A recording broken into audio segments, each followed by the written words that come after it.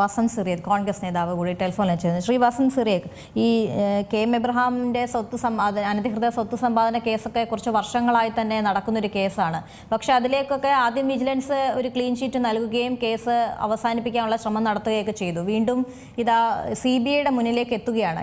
ഈ കേസിൻ്റെ ഒരു മുന്നോട്ടുള്ളൊരു നീക്കം അതെങ്ങനെയായിരിക്കും താങ്കളെ സംബന്ധിച്ച്, താങ്കളുടെ അഭിപ്രായത്തിൽ?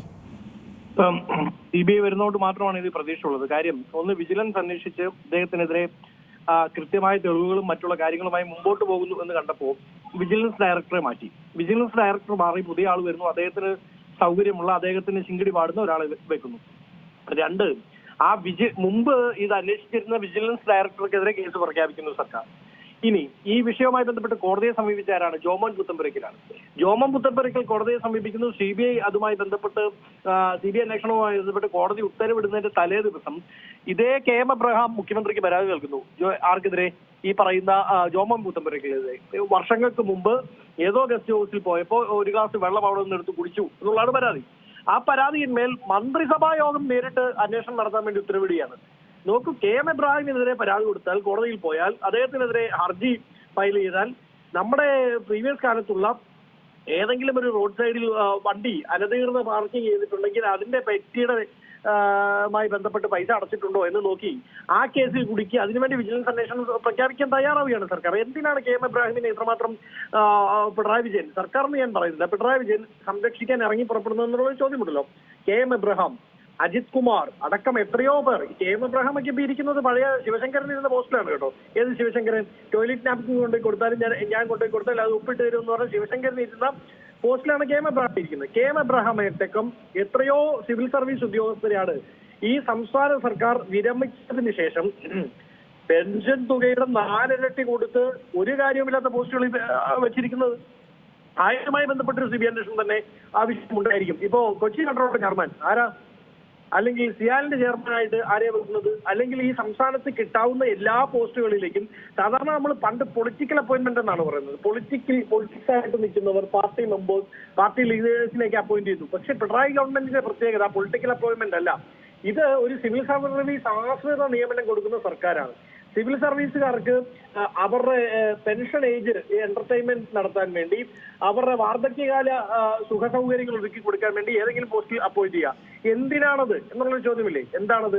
കാരണം ഇവർ സർവീസിൽ ഇരുന്ന സമയത്ത് പിണറായി വിജയന് വേണ്ടി ചെയ്തിട്ടുള്ള കൊള്ളരുതായ്കൾ, അദ്ദേഹത്തിന് വേണ്ടി ചെയ്തു കൊടുത്തിട്ടുള്ള രാഷ്ട്രീയ പിമ്പിങ്, ഇതൊക്കെ ഇവരെ തീറ്റിപ്പോറ്റിയില്ലെങ്കിൽ, ഇവരെ സംരക്ഷിച്ചില്ലെങ്കിൽ ഇവർ നാളെ വിളിച്ചു പറയുമോ? ഇവർ നാളെ ഒരു ആത്മകഥ എഴുതുമോ? അങ്ങനെ പിണറായി വിജയൻ എന്ന് പറയുന്ന ആളുടെ പ്രതിച്ഛായ തകരുമോ? ഈ തകരാനൊന്നുമില്ല പ്രത്യേകിച്ച്, പക്ഷെ എന്നാലും ഉള്ളതെങ്കിലും തകർന്നു പോകുമോ എന്നുള്ളൊരു പേടി കൊണ്ടാണ് ഇവരെ തീറ്റിപ്പോറ്റുന്നത്, ഇവരെ സംരക്ഷിക്കുന്നത്. അതുകൊണ്ട് തന്നെ CBI അന്വേഷണത്തിൽ കുറഞ്ഞ് യാതൊന്നിനും K.M. എബ്രഹാമിലേക്ക് എത്തിപ്പെടാൻ പറ്റുമെന്ന് ഞാൻ പ്രതീക്ഷിക്കുന്നുണ്ടായിരുന്നില്ല. ഇനി CBI അന്വേഷണം ഉണ്ടായാൽ തന്നെ എന്താണ് കാര്യം? ഒന്ന്, ഈ കേസ് അന്വേഷിച്ചത് വിജിലൻസ് ആണ്. വിജിലൻസ് ആവശ്യത്തിൽ കൂടുതൽ തെളിവ് നശിപ്പിച്ചിട്ടുണ്ട്. ആയതുമായി ബന്ധപ്പെട്ട് വിജിലൻസ് കൊടുത്തിരിക്കുന്ന ആദ്യത്തെ റിപ്പോർട്ട് ഇദ്ദേഹം പ്രതി ചേർക്കണമെന്നായിരുന്നെങ്കിൽ രണ്ടാമത്തെ റിപ്പോർട്ടിൽ അത് ക്ലീൻ ചിറ്റാണ്, വൈറ്റ് വാഷ് ചെയ്ത് കൊടുത്തിട്ടുണ്ട്. അപ്പൊ ആ റിപ്പോർട്ട് വെച്ചുകൊണ്ട് വേണം ഇനി CBI അന്വേഷണം പുനരാരംഭിക്കാൻ. പക്ഷേ ഫ്രം ദ ബിഗിനിങ് ഒരു പുതിയ ഫ്രഷ് FIRൽ നിന്ന് ഈ അന്വേഷണം സ്റ്റാർട്ട് ചെയ്താൽ മാത്രമേ K.M. എബ്രഹാമിലേക്ക് എത്തപ്പെടാൻ സാധിക്കുകയുള്ളൂ എന്നാണ് ഞാൻ പ്രതീക്ഷിക്കുന്നത്. ഇനി ഇതും വീണ വിജയൻ വേഴ്സസ് മറ്റേ കുടകര സെറ്റിൽ ചെയ്തതുപോലെ വേറെ ഏതെങ്കിലും കേസുമായി സെറ്റിൽ ചെയ്യാൻ വേണ്ടി പിണറായി ഇറങ്ങി പുറപ്പെടുമോ എന്നുള്ളതും കാണേണ്ടതാണ്.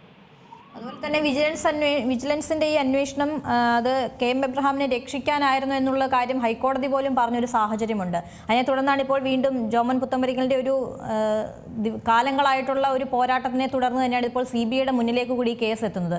അപ്പോഴും താങ്കൾ നേരത്തെ പറഞ്ഞതുപോലെ നമുക്കറിയാം ADGP M.R. അജിത് കുമാറിനെതിരെ ഉണ്ടായ വിവാദങ്ങളും സംരക്ഷണവും ഒക്കെ നമ്മൾ കണ്ടതാണ്. അതുപോലെ തന്നെയല്ലേ, കാരണം ഇതിപ്പോൾ ചീഫ് പ്രിൻസിപ്പൽ സെക്രട്ടറിയാണ്, ഒപ്പം തന്നെ കിഫ്ബിയുടെ തലപ്പത്തിരിക്കുന്ന ഒരു ആളും കൂടിയാണ്. ഈ ഇത്രത്തോളമൊക്കെ പരാതികളും അല്ലെങ്കിൽ ഒരു വിമർശനങ്ങളൊക്കെ വരുമ്പോഴും ഈ പദവിയിൽ നിന്ന് മാറി നിൽക്കുന്നില്ല എന്നുള്ള കാര്യം K.M. എബ്രഹാം തന്നെ പറഞ്ഞിട്ടുമുണ്ട്. തീർച്ചയായും അദ്ദേഹം എപ്പോഴാണ് പറഞ്ഞതെന്ന് ശൈലജ ശ്രദ്ധിച്ചിട്ടുണ്ടോ? ആദ്യം ഈ ആരോപണം വരുന്നു, ആരോപണമല്ല, കോടതിയിൽ നിന്ന് വിധി വരുന്നു.